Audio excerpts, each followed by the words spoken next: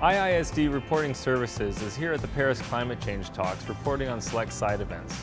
Today, the Global Green Growth Institute held an event on catalyzing commitments into action.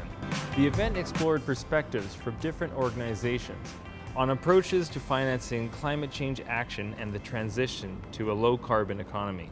Now, the Global Green Growth Institute is an international organization that at the moment has 24 member countries, and it is dedicated entirely to working with developing countries and emerging economies to find a greener model of economic growth.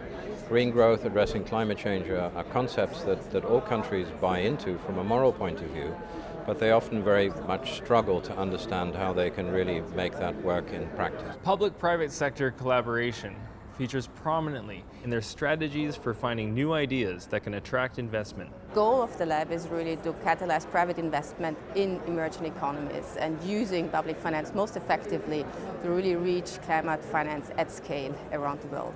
So who's behind the lab? The lab is actually being guided by a group of 22 high-level finance experts from the public and private sector. The lab does bring a new approach to catalyzing investment, and it does so by really crowdsourcing ideas from a wide range of actors. Dr. Barbara Buchner of the Climate Policy Initiative provided concrete examples of how financial instruments can work in practice. We have an agricultural supply chain adaptation facility which actually aims to to partner with agricultural companies to help actually local farmers get technical assistance and access to finance for resilient technology investments.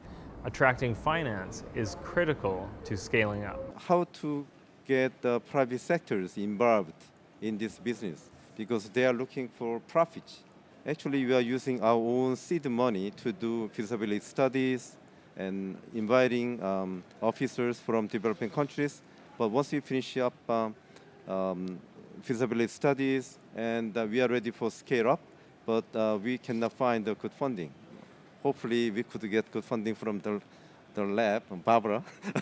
In this year, we ran what we call a climate launch pad.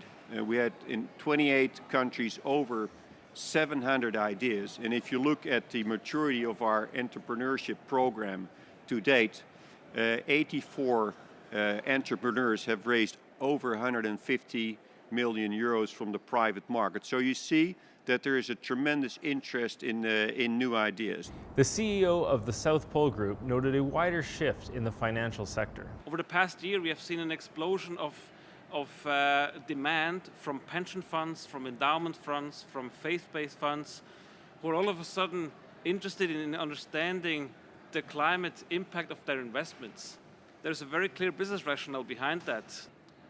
There is physical climate risks, and there is litigation risks, and there's transformational risks in the CO2. The second reason is money.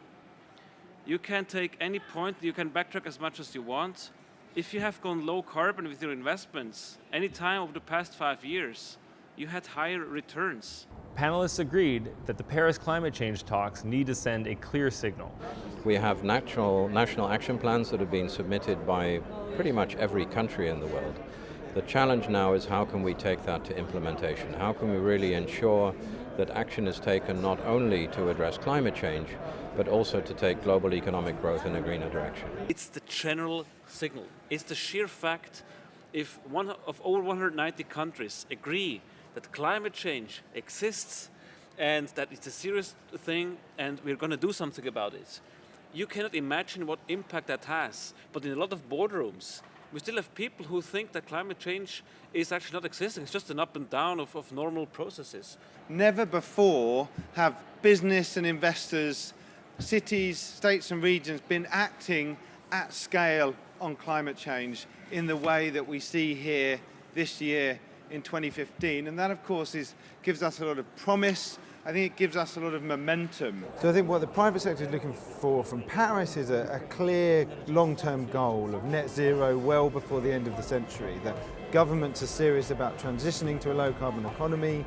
The private sector also wants to see that there is a review mechanism so we can come back, assess progress and increase ambition over time, and that we need the right frameworks to unlock climate finance. The private sector is sitting there saying, is government going to really move? Because when government really moves, we can really move. We can invest differently. So we need that very clear signal from Paris.